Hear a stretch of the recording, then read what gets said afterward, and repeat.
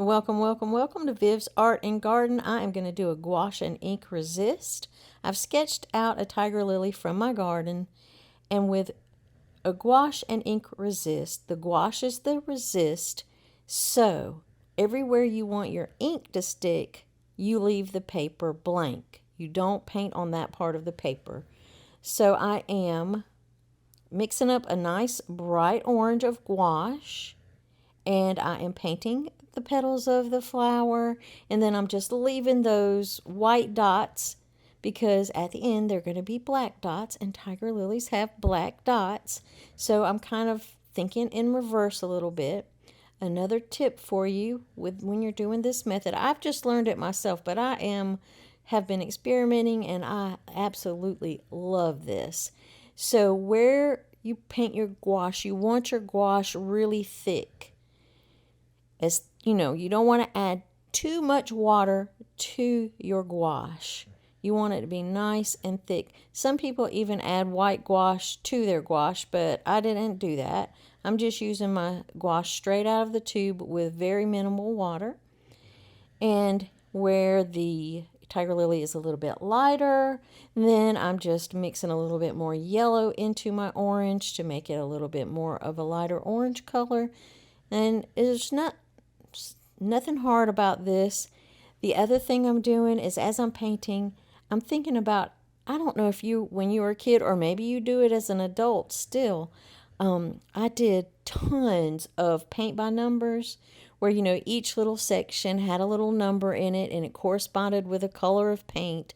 And so that little section would be painted with that color paint that had the same number on it. But everything was in little sections. So that's what I'm thinking about as I'm painting this. Thinking about painting color by number, paint by number. I also want to leave some white gaps in between each element, like in between these stamen that are flaring out from this beautiful tiger lily. I am leaving white spaces because I want the black to stick to the paper in that area, and it'll give it sort of an outlined look at the end of the finished product. So yeah, I'm leaving a lot of white lines. I want it to look like it's going to be outlined with the black ink. So I have to remember that wherever I want the ink to be, I cannot paint there. I'm leaving it blank. And like in between the petals, I'm leaving a slight white border so that that ink can really soak down in there. So we're going to paint this whole tiger lily, and I'm just using some basic orange paint. So once we get this tiger lily done and we bump over to the leaves, I will come back and talk to you. Just remember, the biggest thing you're going to remember is wherever you leave the paper white, it's going to turn black if you use black India ink, which we will. So I'm going to let you listen to a little bit of music, and then I'm going to pop back in.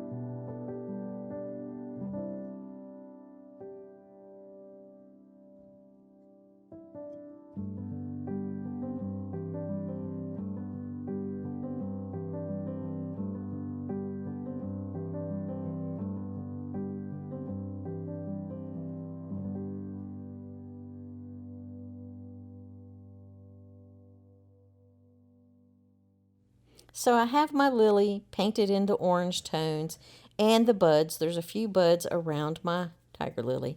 And now I'm mixing up a pale green, and I'm just using blue and yellow to mix up my green. You can use green straight out of the tube. You don't have to mix it. I'm just mixing it because I have it right here on my palette already. So, or you can take some tube green and mix it with yellow to make it brighter. Just whatever you want to do. Again, I'm remembering to leave little white gaps in between each section like a paint by number. Now I'm just darkening up some of the green. And again, I'm just using tube green for this part. It's a deep dark green. I don't really know the name of the color. I've squirted it out on my palette months ago and I can't remember it. So now I am mixing a little blue, a little orange, and a little bit of rose to make a brownish black color. And that's going to be the tips of the stamen.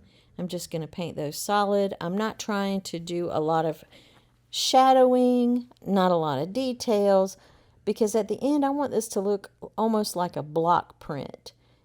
That's what I've kind of going for in my brain. So yeah, that's all. That is all I am thinking about, is how the end product's going to look. So I'm doing this and being mindful of how it will look after I cover it with black India ink. So now I am painting the leaves. I'm using just some of those greens up there that I had already out on my palette. Not sure what the colors are.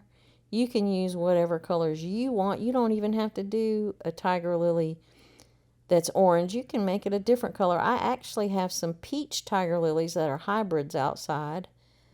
And I think there's a few other tones that you can get of hybrid tiger lilies. But now this one that I'm doing is the old-fashioned type that was in my grandma's yard. I fell in love with tiger lilies the first time I saw them. I thought that they were the most magical, beautiful flowers I think I'd ever seen at that time. And I remember them just sort of towering, because I was little, and my tiger lilies, these old-fashioned ones, are about 5. They can get up to 6 feet tall. Mine, I think, are about 5, a little over 5.5 feet. But when I was little, they towered over me, and I thought, oh my gosh, these are the best, most beautiful, magical flowers I've ever seen. I love that bright orange. I love the black dots. It was just perfection. So now I've added some darker greens, and I'm just painting in shapes behind there. I'm not even trying to do leaf shapes. I'm just filling in the space with some darker greens. So I have a variety of greens. I have some dark midtones and lights.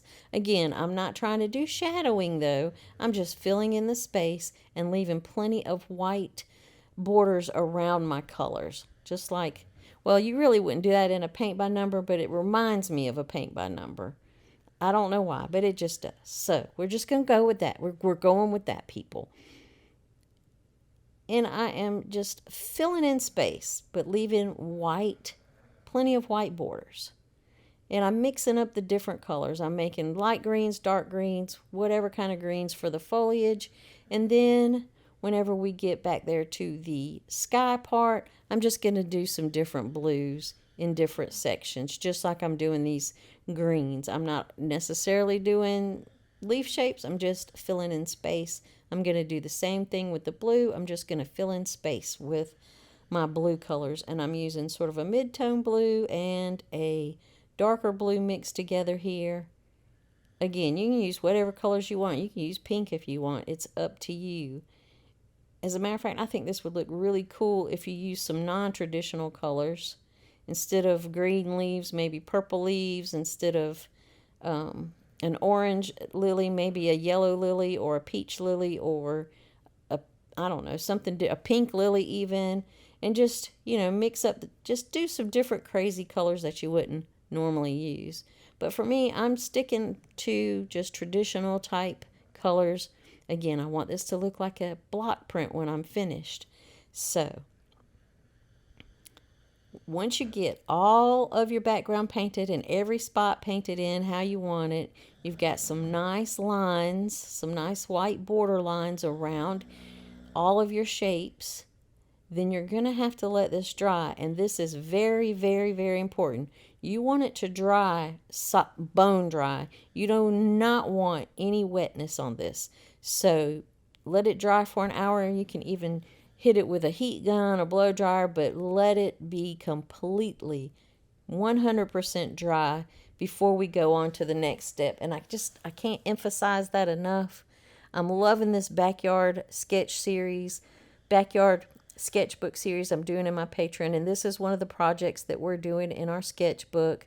Over on Patreon, they get the supply list as well as an outline drawing, step-by-step instructions in a PDF, so any tips that they might need. So yeah, you might want to consider going over there if you want the outline drawing and some extra bonus goodies for your painting. My Patreon starts at $3 a month, so you can go check that out if you're interested. Now, I have let this dry completely. It's 100% dry. And now I am taking black India ink, and I'm using a flat brush, and I'm just going over all that hard work we just did. I know this is the scary part, but trust me, it's going to look so cool when you're finished with this. Another tip for you is I am making sure that my brush strokes go in the same direction, like back and forth horizontally. I'm not doing erratic brush strokes up and down, back and forth, diagonally, all over the place. I'm keeping my brush strokes and going in the same direction horizontally. You could do it vertically, just make sure they're all, or you could do it diagonally, but make sure all your brush strokes are in the same direction and not willy-nilly. Now you want this to dry completely. Once it is dry, you want it bone dry, the India ink. And once it's dry, go under some cool running water and take a firmer brush. This is a bristle brush, but it's not real hard, but it is firmer. And you're going to wash off that India ink.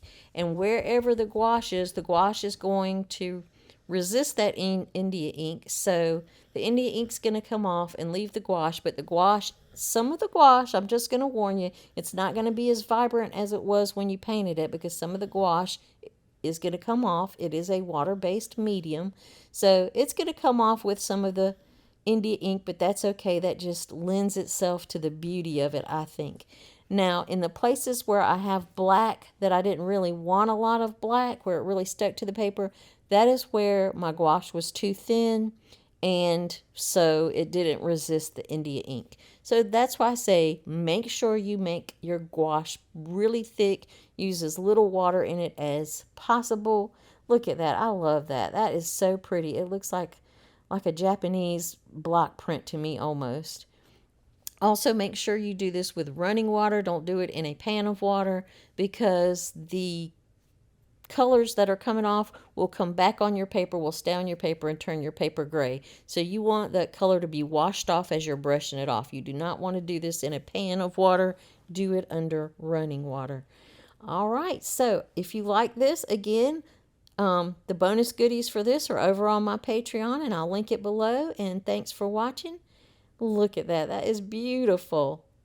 I will see you soon. Shout out to my patrons. Love you guys.